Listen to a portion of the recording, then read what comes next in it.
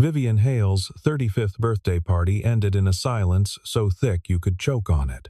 The champagne flutes remained untouched on their silver trays. The three-tier cake from that bakery on Madison sat pristine under ambient lighting, its fondant surface reflecting nobody's joy. Ethan Walker, catering staff and single father of one, had only meant it as a throwaway comment to break the suffocating formality. So, marry me then. Nobody laughed.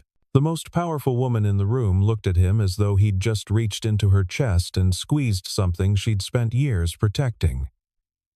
Her expression wasn't anger. It was something worse, recognition of a wound she'd never allowed anyone to acknowledge. 3 seconds passed. Each one felt like falling. Then she turned and walked away. Ethan didn't know it yet, but that single joke had just rewritten both their lives. The Hale Industries Executive Lounge occupied the entire 42nd floor.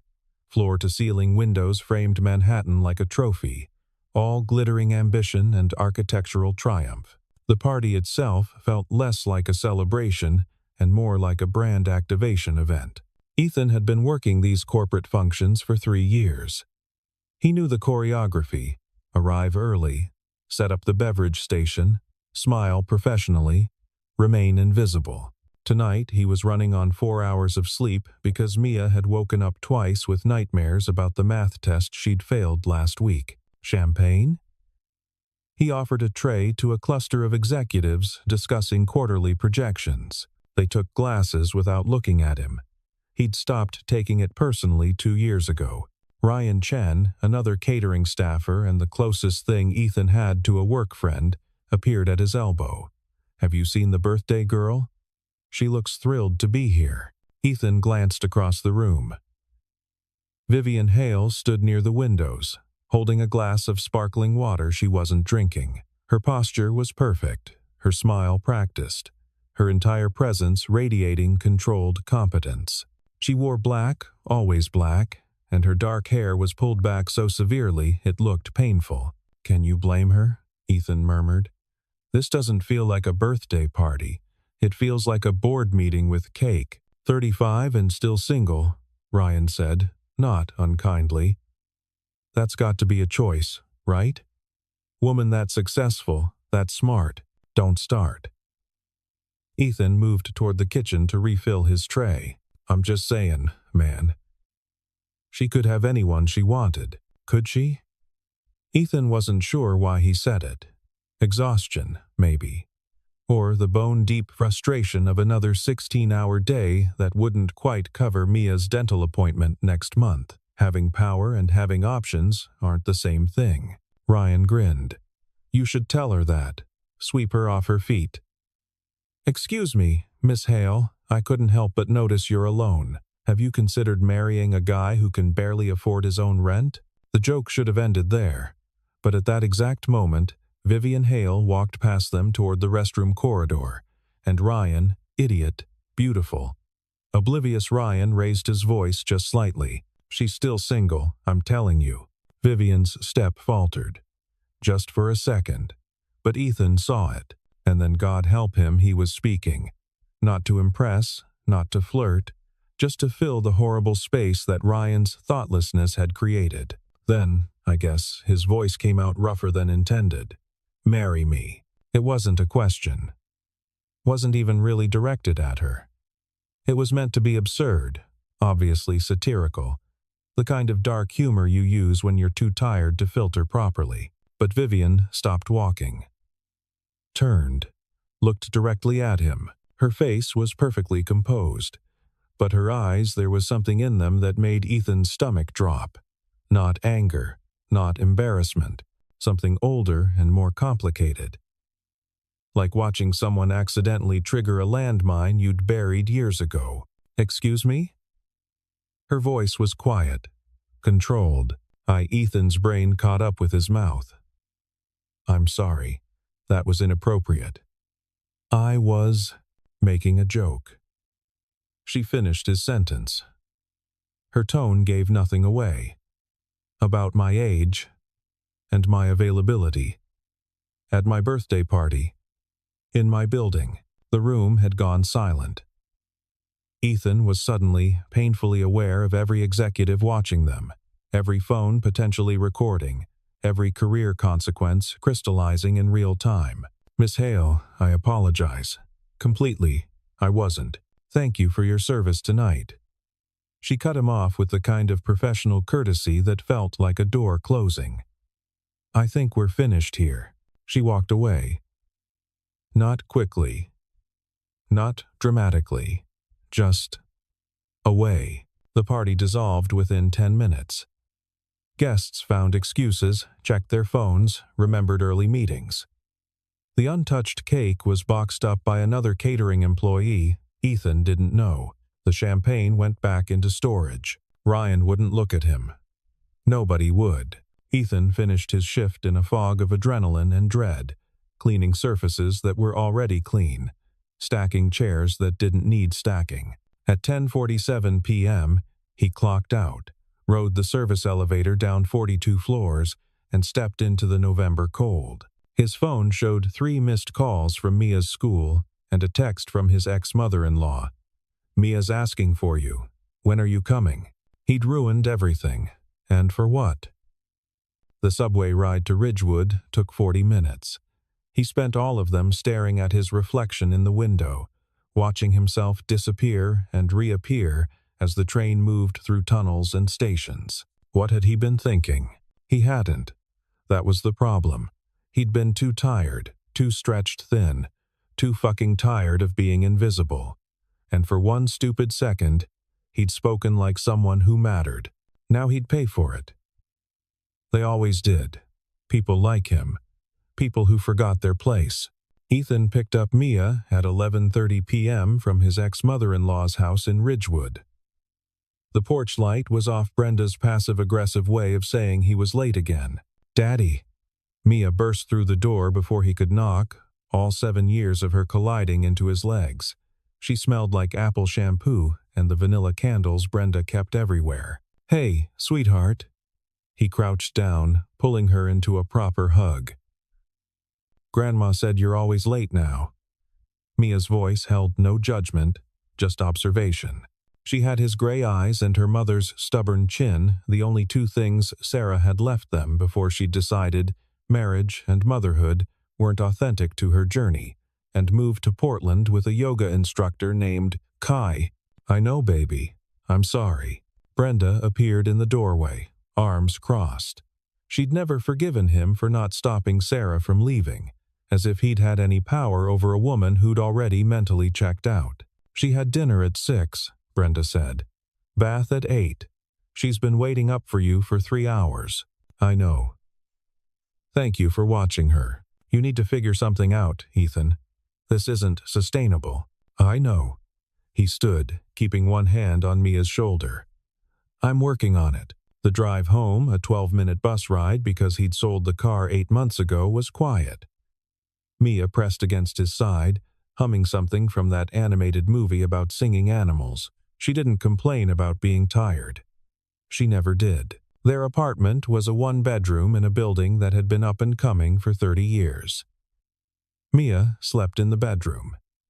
Ethan had a pull-out couch in the living room that only sometimes unfolded correctly. He got her ready for bed, read 3 chapters of the book about dragons and unlikely friendships, and stayed until her breathing evened out into sleep. Then he sat in the dark living room, staring at his phone. No messages from work. That could be good or catastrophic. He pulled up his banking app. $247 until Friday. Mia's after-school program was $180 a week.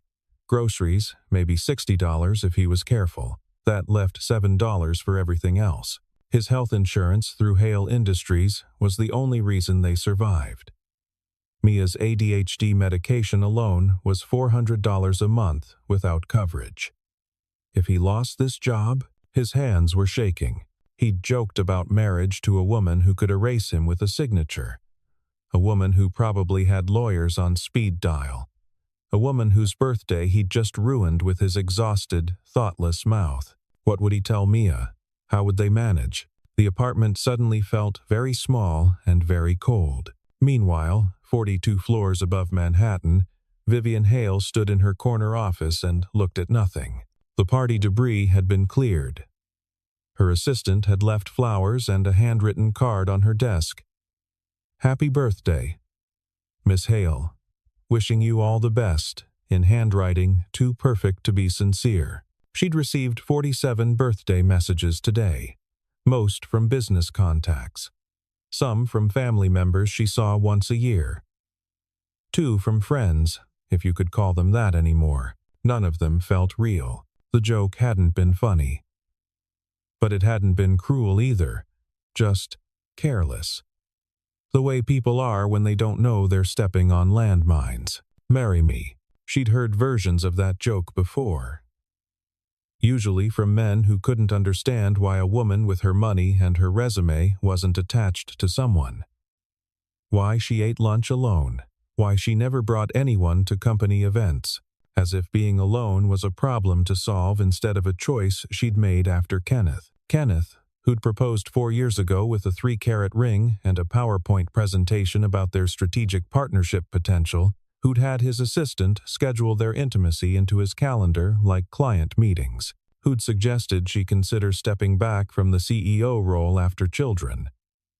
"Because someone needs to be the primary caregiver, and my career trajectory is frankly more established." She'd said no.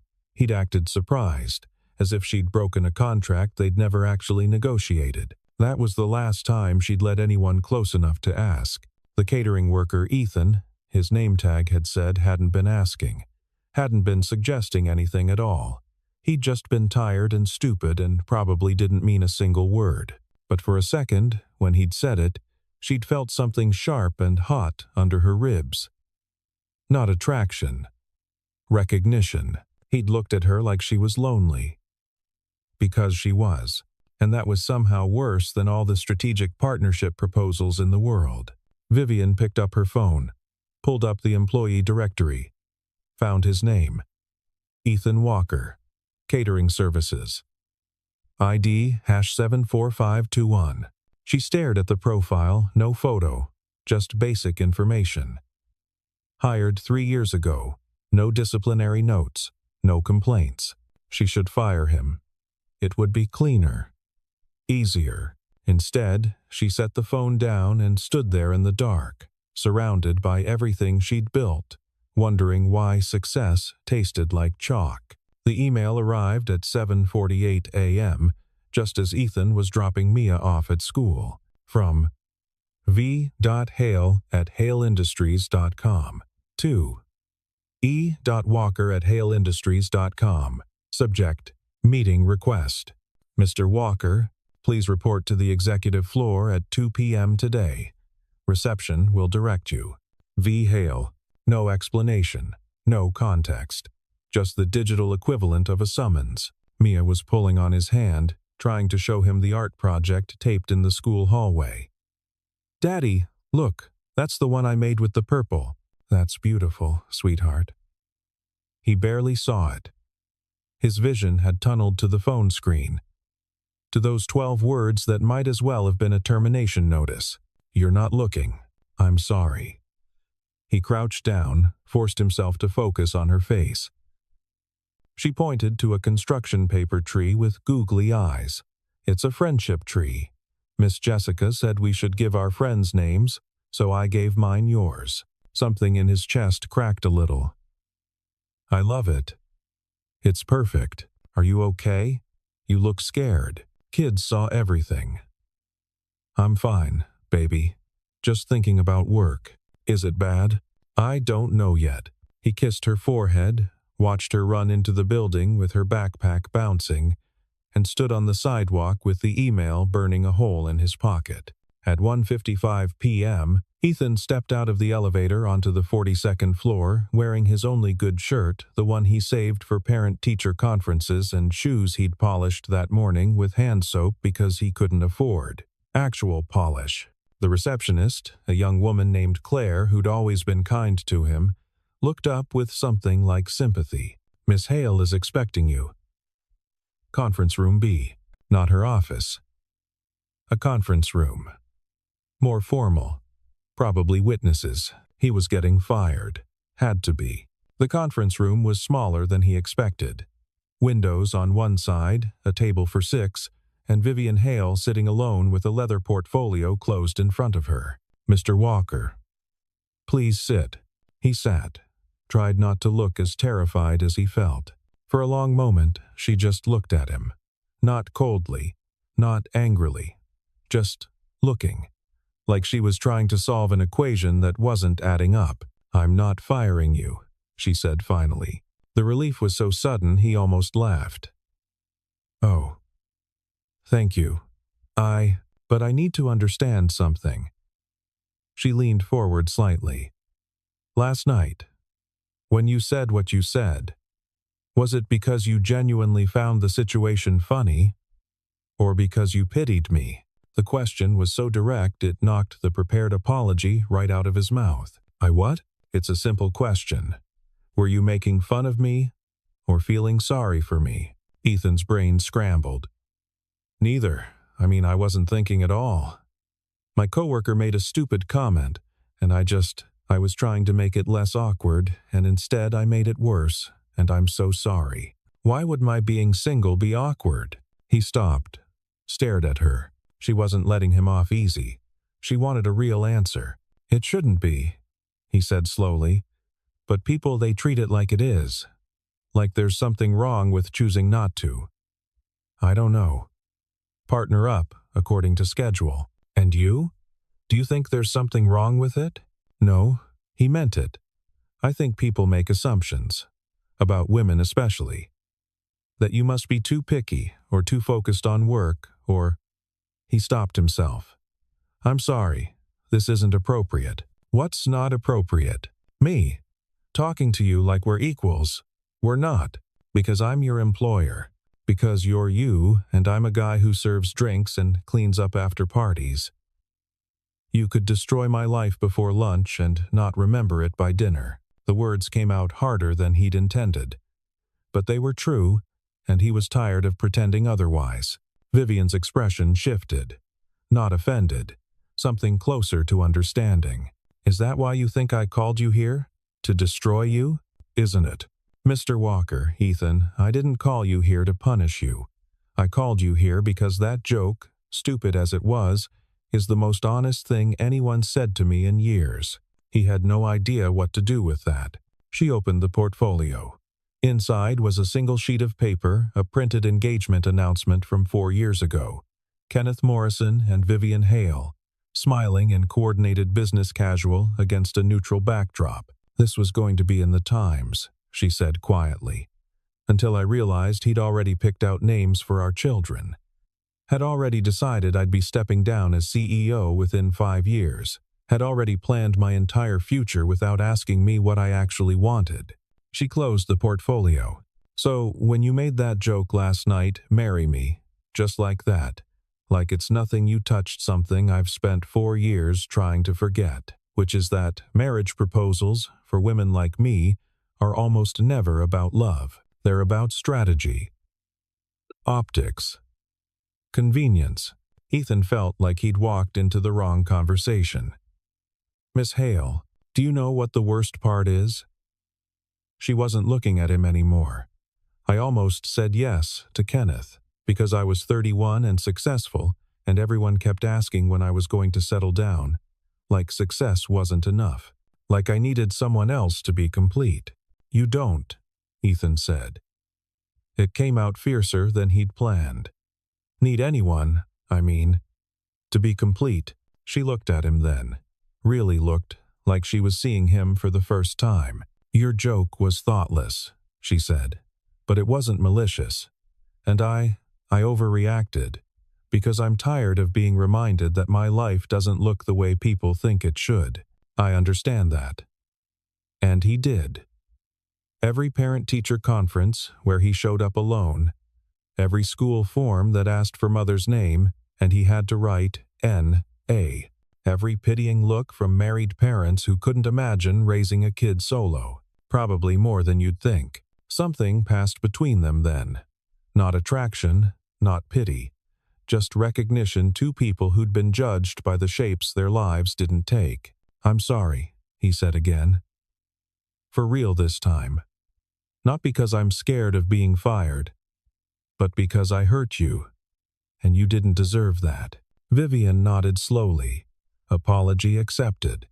And I'm sorry for making you think I'd ruin your life over one bad joke. You could have. I could have, but that's not the person I want to be." She stood, signaling the meeting was over. Ethan stood too, relief and confusion mixing into something he couldn't name. At the door, she paused. "Mr. Walker, Ethan, you were right about one thing. We're not equals. But that doesn't mean you don't matter." He didn't know what to say to that. So he just nodded and left, the words following him all the way down 42 floors. Over the next 3 weeks, Ethan started noticing her in places CEOs didn't typically go. The third-floor break room at 2:30 p.m. on a Tuesday.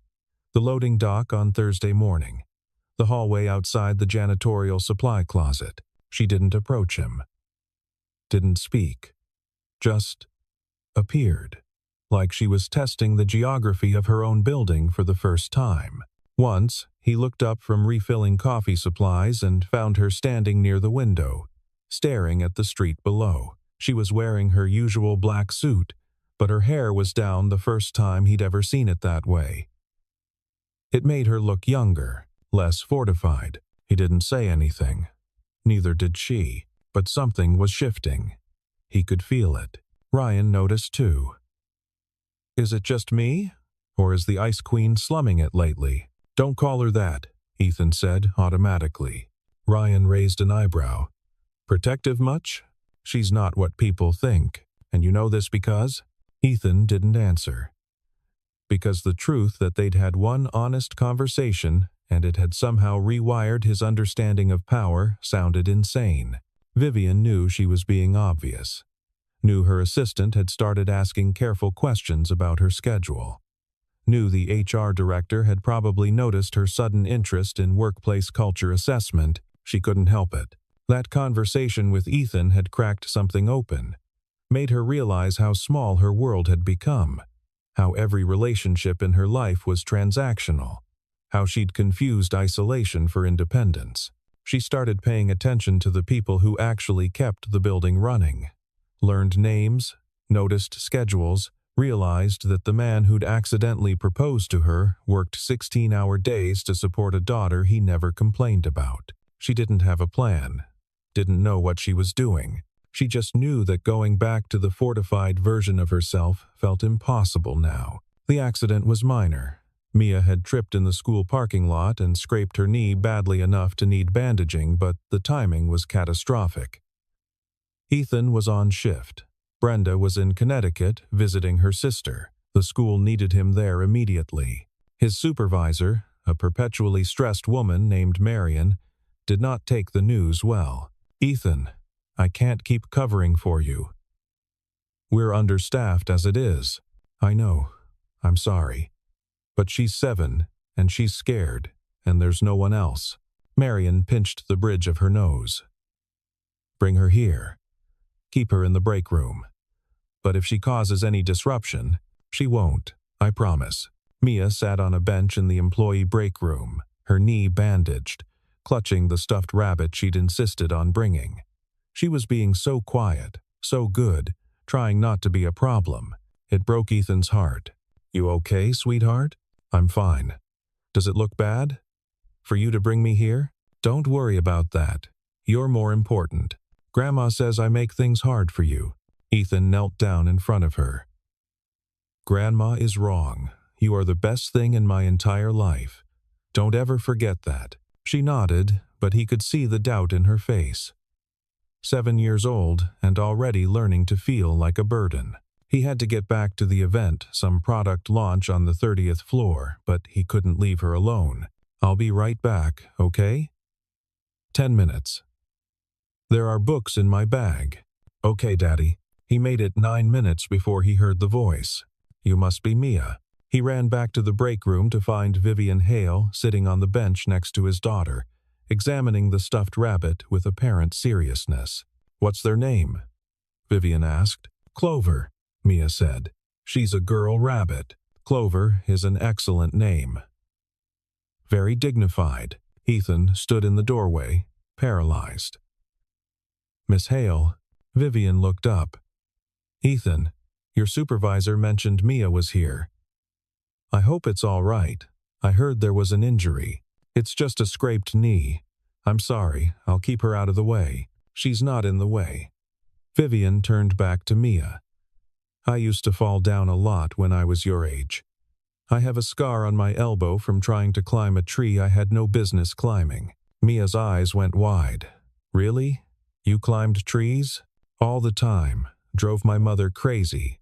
Ethan watched his daughter warm to this stranger in the expensive suit, watched Vivian respond with a gentleness he hadn't known she possessed, and felt something dangerous take root in his chest.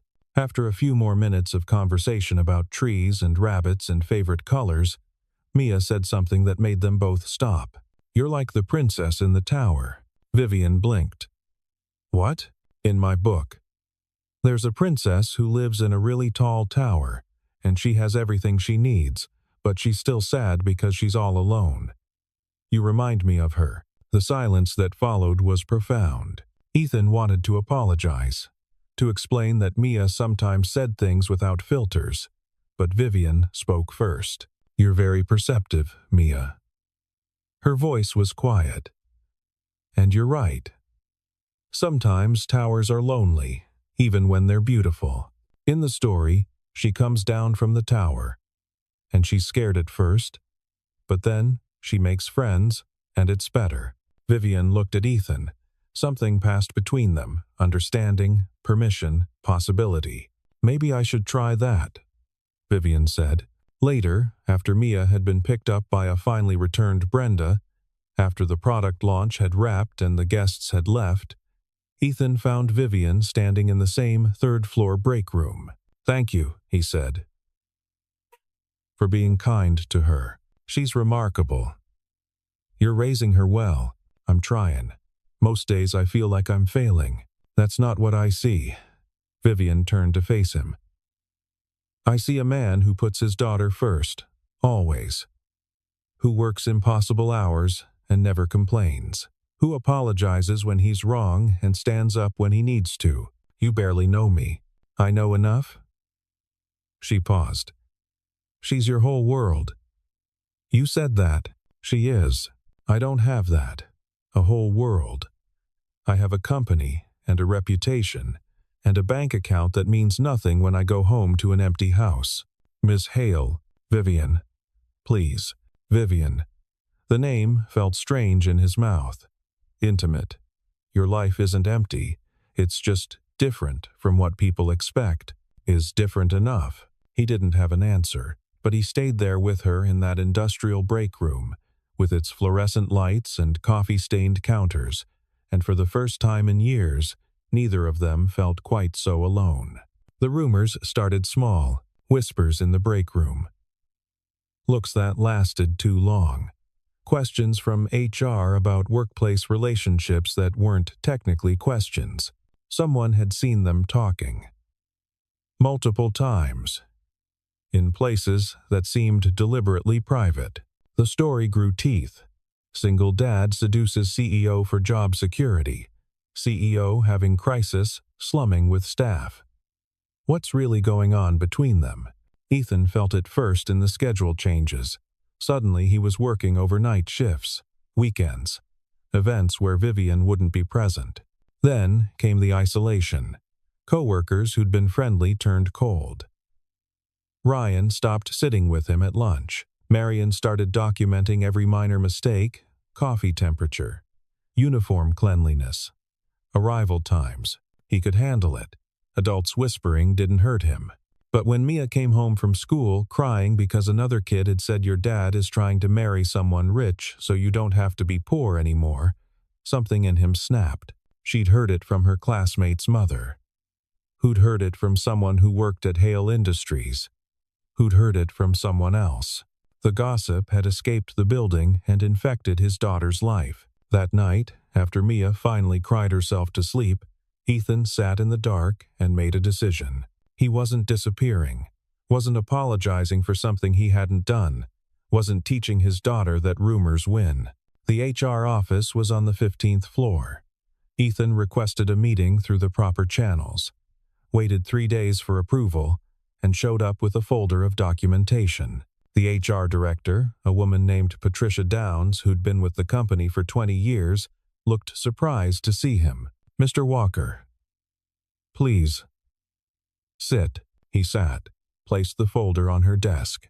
"I'm here to file a formal complaint about workplace harassment." Patricia's eyebrows rose. Harassment? Schedule retaliation, social isolation, hostile work environment, and most critically, the spread of unsubstantiated rumors that have now affected my child. He opened the folder.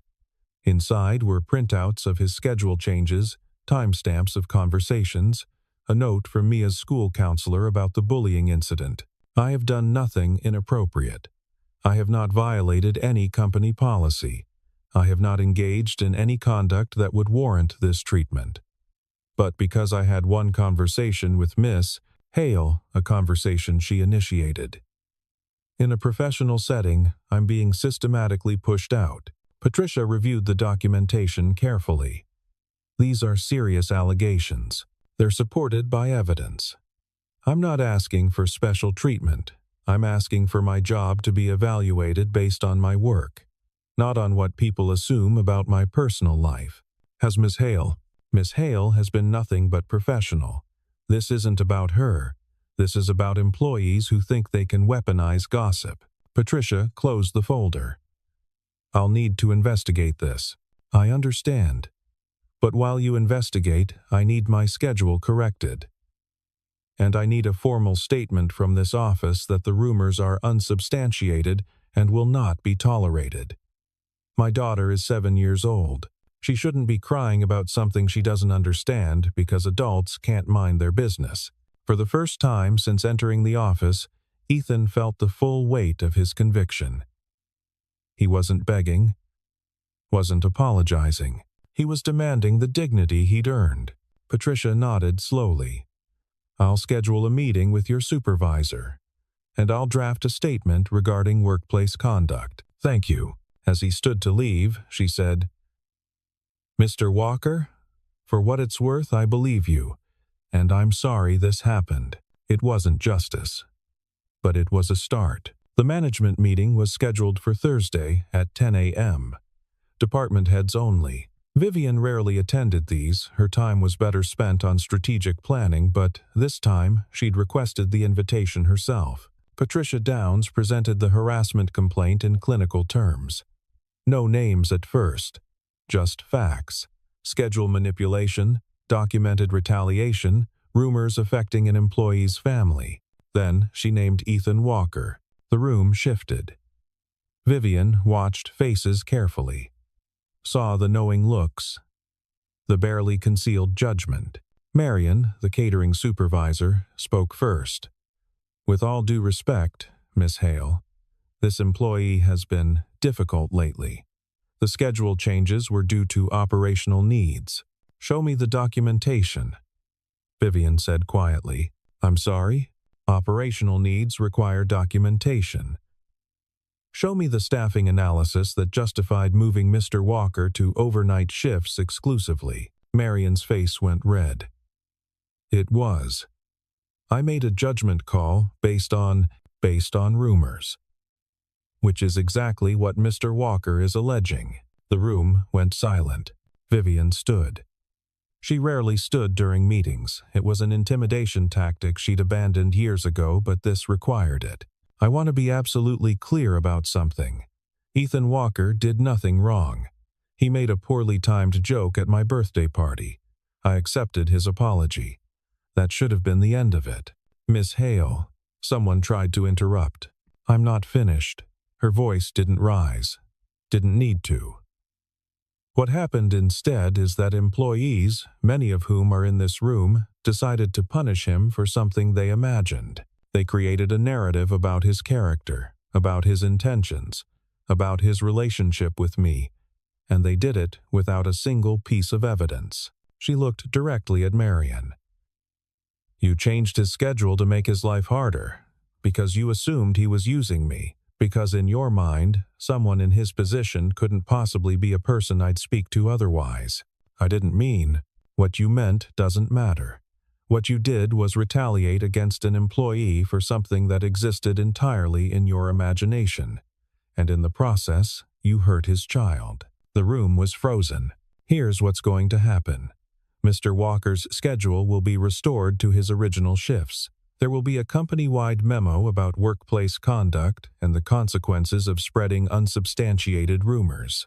And every person who participated in ostracizing him will receive a formal warning in their file.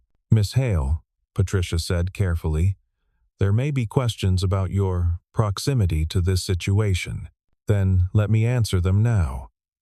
I spoke with Mr. Walker twice, once to accept his apology, once when his daughter was injured at school. Both conversations were appropriate. Both were professional. And if anyone in this company has a problem with the CEO speaking to a catering employee, they're welcome to find work elsewhere. She gathered her materials.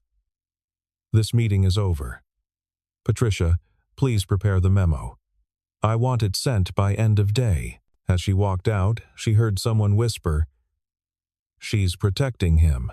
She stopped, turned back. No, I'm protecting the principle that nobody in this company should be punished for something they didn't do. If that makes me protective, then yes, I am.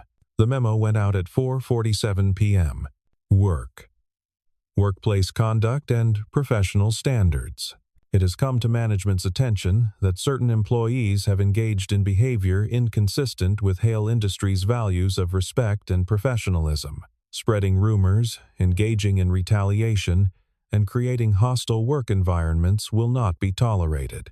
All employees, regardless of position, deserve to be evaluated based on their work performance, not on speculation about their personal lives. Any future incidents will result in immediate disciplinary action, up to and including termination.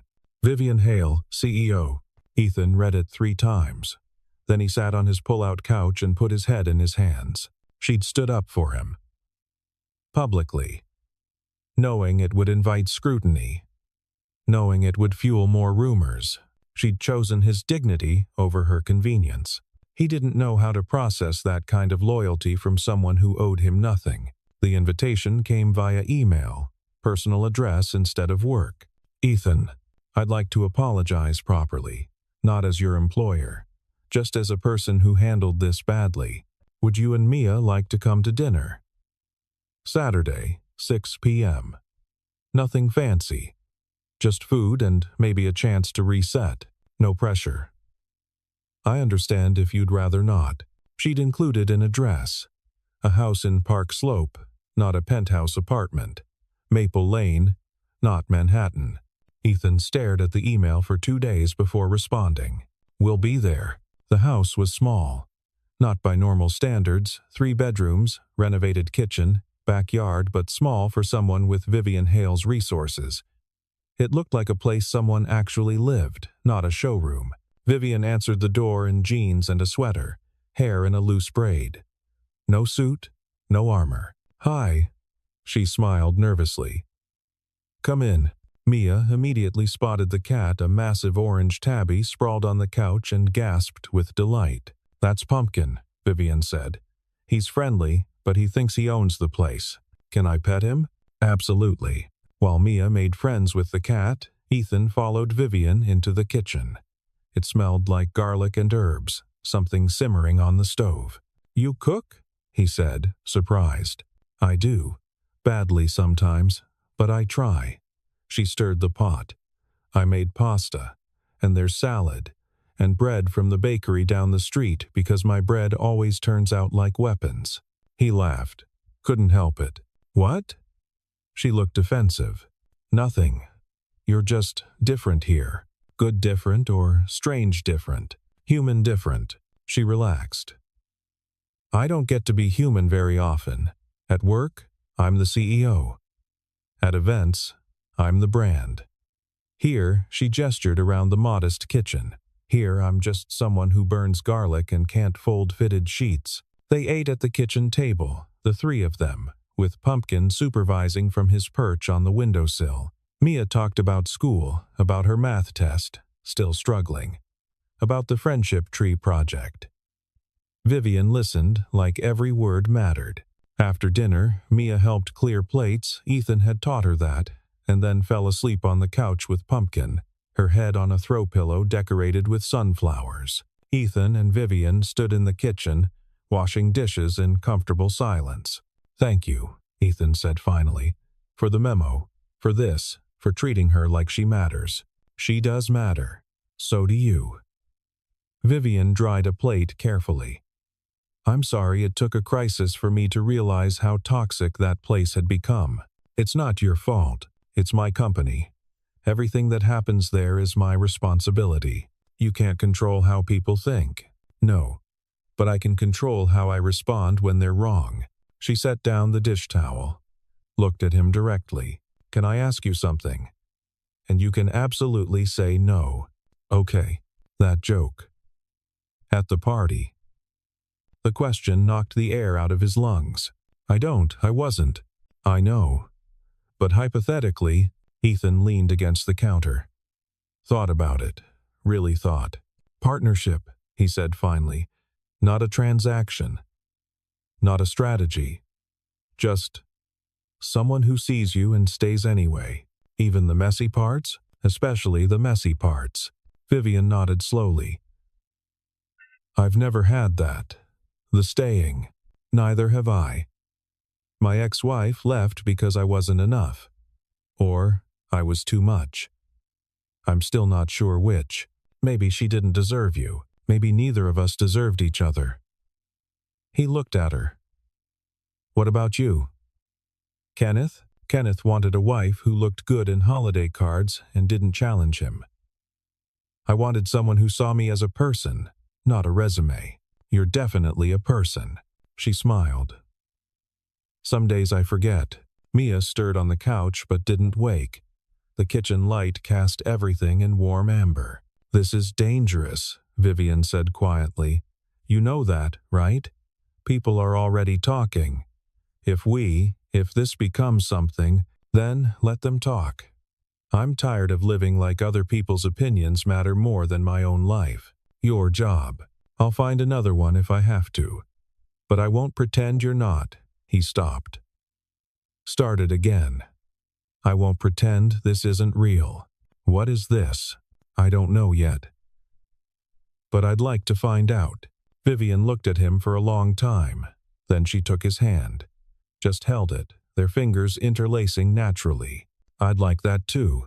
They took it slowly, deliberately. Dinner once a week, always at the Maple Lane house. Walks in Prospect Park with Mia between them, holding both their hands. Phone calls after Mia was asleep. The kind of rambling conversations that meant nothing and everything. Vivian started leaving work at reasonable hours. Started saying no to events that drained her. Started building a life that had room for people in it. Ethan enrolled Mia in a better after-school program, one that didn't require Brenda's constant help. Started applying for day shift positions at other companies, just in case. Started believing that maybe, possibly, he deserved something good. The gossip at Hale Industries never fully died, but it lost its teeth. Vivian's memo had established boundaries. People still whispered, but they did it quietly. 3 months after that first dinner, Vivian met Brenda. It went better than expected. Brenda was suspicious until Vivian spent an hour asking genuine questions about Mia's medical history and learning preferences, then thawed considerably. 6 months in, Vivian's mother came to visit. That went worse. But Vivian stood her ground.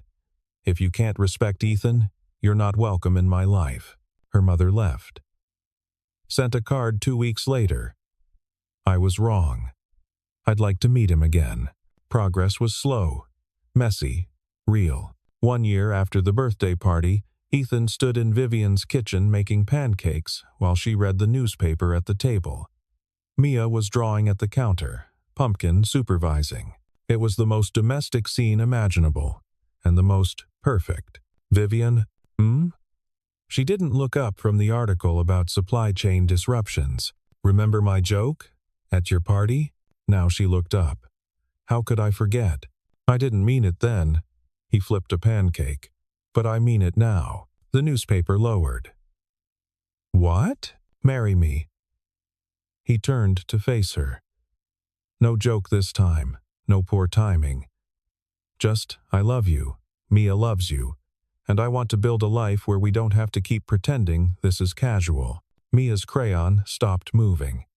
Are you asking Vivian to be my stepmom? If she says yes, are you going to say yes? Mia asked Vivian seriously. Because Daddy's really good at pancakes and I can teach you about Clover and Pumpkin can be the ring bearer. Vivian laughed, the real laugh, not the professional one. Pumpkin would be a terrible ring bearer. He'd just eat the ribbons. So is that a yes? Vivian stood, crossed the kitchen, took Ethan's hand. That's a yes. They got married 6 months later in Vivian's backyard. Small ceremony. Mia as flower girl. Pumpkin in a tiny bow tie. Vivian's mother crying. Brenda crying harder. Ryan as best man, properly contrite. The cake was from the same bakery that had catered the birthday party. This time, they cut it together. When they kissed, Mia cheered. Pumpkin knocked over a centerpiece. It was perfect. 2 years later, on Vivian's 38th birthday, they threw a party. Real one this time. Friends, family, people who actually cared. Mia gave a toast. When I was 7, I told Vivian she was like a princess in a tower. Now she's just my mom who burns garlic. I like this version better. Everyone laughed. Vivian cried. Later, when the guests had left and Mia was asleep upstairs, Ethan and Vivian sat on the back porch with glasses of wine. Happy birthday, Ethan said. Best one yet. Better than the one where I proposed? That one changed my life. This one, I get to live it. She leaned against him. He put his arm around her. Inside, Pumpkin knocked something off the counter. They didn't get up to check. Some things mattered more than perfect houses and flawless presentations. Some things like this, like them, like the family they'd built from a terrible joke and one honest conversation, were worth every messy, imperfect moment. I love you, Vivian said. I love you too. And the tower, at last, was empty.